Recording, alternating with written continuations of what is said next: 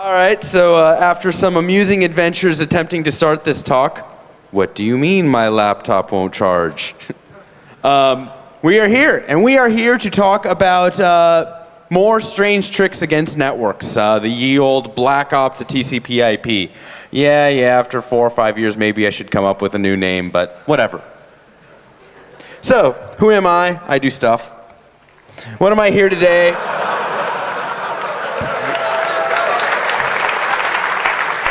The slide is there for people reading. You guys get data. So what are we here to do? Like 5 seconds of MD5, bash on some IP frags, poison some name servers, mess with Sony, flood ginormous amounts of traffic across the entire internet, and by the way, pretty pictures. So, how many people here were here for my talk last year on MD5 collisions? You guys rock. So there's some updates. We actually have an MD5 collision generator. Stock and Lou went ahead and built one. The code is about as obtuse as humanly possible, but is absurdly optimized. You can go ahead and get it at that URL. And I actually released my tool that goes ahead and takes their collisions and is able to make any 2 web pages have the same hash. So go ahead, go to DocSparrow.com, grab the code. It all works quite well. You feed it 2 URLs, it feeds you 2 web pages with the same hash, but the content of each URL. So, fun. On to new material. IP fragmentation. So, fragmentation, an interesting early architectural error that shows how much experimentation was going on while IP was being designed. This is engineer speak for, what the hell were they thinking? It's actually a general idea. You see this reinvented time and time again. The idea is, well, I've got some packet, and it's this big, and I've got this network, and it can handle packets this big. I can either send nothing, or I can chop this thing into little pieces and send them along. Sounds like a great idea. Why wouldn't it be? Well, IP's whole idea is that you got some data and you send it, and you don't need to keep track and you don't need to think, you just got stuff and you fire it along. And something else will take care of things if they drop. Well, the problem is with fragmentation. If you're sending fragments, whatever, I've got 100, I've got 5 fragments, I send them off, I don't care. But the receiver, well, he has to receive the first fragment. And there's a bunch of other fragments that may or may not come in some arbitrary order, may or may not come with some arbitrary overlap. There's about 1,000 different ways that a packet can be fragmented, and while over time all these ways resolve themselves, the receiver has to keep stuff in memory and has to dedicate resources and has to figure out which fragments align with each other fragments. It's a mess. It completely destroys the idea of IP being something that is fire and forget. You send, you receive, the entire world is at the packet basis. So there's a bunch of history here. Shockingly enough, using fragments was actually a great way to get around intrusion detection systems. Tim Newsham and Tom Patchak back in '98, this is 7 years ago, went ahead and came up with pretty much a classic in the security field called insertion, evasion, and denial of service, eluding network intrusion detection. And they basically destroyed the entire field of devices that claimed to be able to look on a network and see what traffic was going on. They did such a thorough job that pretty much for years and years, there wasn't another attack that was publicly found that they hadn't iterated across and was eventually implemented in Doug Song's frag router. So, I mean, really, they really did a rather thorough job.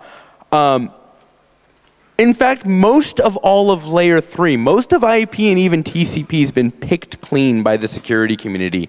It was really seeming like there was absolutely nothing else to find. So, me being someone who likes to try to find stuff, and there really wasn't anything left, I started thinking, well, is there possibly something? Well, around the time where I was looking to create my new talk, there was a bunch of stuff going on in the crypto world with timing attacks. Dan Bernstein went ahead and found out that if you timed precisely how long it took for the AES encryption algorithm to encrypt certain blocks, and you did this over and over and over again, eventually you'd find the key. Yikes, that really wasn't expected, but it was part of the optimizations. No one had considered that there would be a timing channel into figuring out what was going on inside the system. And so I started thinking, are there any timing channels inside of IP? And it's like, well, yeah, there's fragments. It turns out that there's something called the IP fragment reassembly timer. Things are only going to wait so long trying to reassemble your data before they give up and say, okay, forget it. I've been trying to reassemble this packet for 30 seconds. I give up. I'm not going to dedicate any more resources to reassembling this data. And so this timer differs from operating system to operating system. Hey, great, 83rd way we can detect the difference between a Linux box and a Windows box. Woohoo. But I started thinking, could we possibly evade intrusion detection using the fact that different systems are going to have different timers? And I thought about it, what if the IDS holds stuff along for a different amount of time than the host? Okay, well, if the IDS expires their fragments, if it gives up first, this is not a hard problem. Okay, so the host will accept fragments for 30 seconds, and the IDS will accept fragments for 15 seconds. Guess what? I send it too slow for the IDS, but fast enough for the host. I win. Not a problem. More interesting is if, and of course this happens. I mean, this is straight up what happens with Snort and Linux. There was an interesting... Actually, no, forget it, but okay. Well, what do you do if the IDS actually has a longer timer? And actually, in general, the IDS will have a longer timer because IDSs want to keep things around just in case they're useful for later. They don't want to be throwing stuff away too early and then, they needed it and then they didn't have it. So they'll tend to be robust. They will tend to err on the side of having too much material. Well, how can we attack that? Well, here's what we're going to do. Well, our problem is an IDS is keeping fragments around for too long. The solution is, let's make the IDS drop some fragments. Well, we need a strategy here. How do we make IDSs drop fragments? Well, they leave the reassembly queue when either they aren't reassembled because it's been too long, or when they are reassembled, when it did work, when everything worked just like it was supposed to. So, is it possible to give the IDS something to reassemble against, but without causing the target host to have the same reassembly? And the answer is yeah. We use a timing attack. And here's how it's going to work. Well, first thing we're going to do is we're going to take a look at, say, 2 web requests. One of them, totally innocent, no problem. It's just a get slash. Hi, how you doing? I want your default web page. Okay, the other one's SQL injection. Now, if you look at a SQL injection attack, or you look at what I have up there, MSADC, that old thing, which shockingly enough still actually works in places, if you look at them, they have the same header. They're both starting with HTTP 1.1 get, and we want the IDS to see, just get an index. And we want the host to see this MSADC attack. Shared payload, or shared header, but 2 different payloads. One of them safe and one of them malicious. So let's look what we're going to do here. The first thing we're going to do is we're going to send the payload that we want the intrusion detection to see. We want the intrusion detection system to see the index.html payload. And we send it. And then we wait. And eventually, what happened? The IDS got it, the host got it, but we waited. And the host dropped it, but the IDS kept it around for later, just in case. So now we send the shared header. And what the IDS says is, it's got its header, and it's got its payload, reassembles just fine, no problem. But the host, it already dropped the innocent packet, so all it's got is a header. And so the host is just keeping that header around for later, just in case it's useful. We make it useful. So now we go ahead and we send the MSADC attack, and that payload attaches to the header, reassembles in the host, no problem. But what does the IDS do? Well, the IDS already dropped the header, so it doesn't reassemble anything. So, long story short, differential timers, bad thing. And I actually tried to draw a pretty picture of this. I'm not very good at hand drawing pretty pictures, let me tell you. But it basically looks like the same packet gets sent, gets dropped at the host, but kept around for later. It's assembled at the IDS, so that's what that blue thing means. up top, you'll see that that message gets held around for later. We do another packet transmission up there, and it's like, okay, well, I've got both, but the IDS has nothing. The IDS keeps that last MSADC payload around forever. Or actually, it ends up dropping it out because it's never going to get the header again. So that's the game that you play. Now, some IDSs are going to block this. They will notice actually that the IP IDs actually do need, IP has an identifier field that is used so when you get multiple fragments, you're able to go ahead and assign them to the same packet ID. That's what the IP ID is.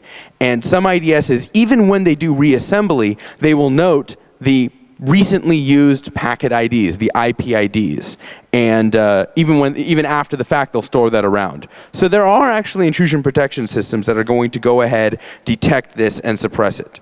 Good for them. Unfortunately, you'll see very often on these very same intrusion detection systems that they got this great idea. What was their idea? Hey, you know, there's a lot of IP addresses on the internet, right? Let's just block the ones that are doing bad things to us. That'll be great. Because, you know, it's a business case. So we drop 0.01% of the traffic on the internet. If 0.01% of the traffic causes 80% of the problems, then you know, business case, so you lose a few customers in return for, you know, much less headaches. Sounds like a great idea. You know, you can just hear the business guys congratulating themselves on their brilliance. There's a little problem with giving the outside world access to your firewall rules.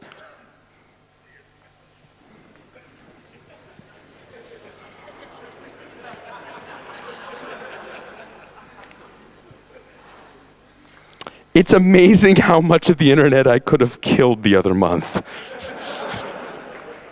Okay, really bad things happen if you can't access the DNS root servers. Like, DNS doesn't work. And if DNS doesn't work, kind of nothing else does. So, and I recently sent out huge amounts of name server traffic. I'll be mentioning some of the details about it later. But there are networks that just don't talk to me anymore because they're like, well, you flood traffic, and I should kill you for that. It's like, I could have pretended to have been the name servers, and you would have done that automatically. It's not a good thing. Now, here's the deal. Yeah, that's cool, but it's been talked about, it's been whispered about, it's kind of obvious, and here's the big problem with that attack from an attacker perspective. When the internet goes down, people tend to notice. So it's not going to be a long-lived, long-term effective attack. But there are other name servers besides the root servers. There's somewhere between 3 million and 9 million name servers active in the world. And these name servers actually can also be blocked. Now, I've been investigating DNS poisoning. That's actually what got me into doing a lot of this research in the first place. And I started thinking, is it possible, given networks that are implementing automatic network shunning, not to just turn off the internet, but to poison name server caches and selectively hijack network traffic? And the answer is, yeah. The general theme is to block communication between any two name servers. Now, you might think, okay, bad, you know, targeted denial of service. This ISP can't access this bank. No, it's much worse. Much worse is a DNS poisoning attack. If you have a situation where requests are going out, normally, let's say you're trying to be a bad guy and you're trying to fake your replies to a given site such that that site thinks that you're the name server and you're providing, you know, the IP address for a given name. You're going to try to, you know, beat the other guy. You're in a race with the other guy. But the other thing is the other guy has all the information he needs. He knows the source ports. He knows the transaction IDs. You have maybe this 100 millisecond window in which a request goes out and you have to get the right response back and you have to get all your fields right and you have to do this in a couple 100 milliseconds. Yeah, good luck. But if you go ahead and you cause an automatic firewalling of the other guy's name server, it's like you're in a race, but you kneecapped the other guy. He's like hobbling along and you're just flooding traffic all day. You win. So, the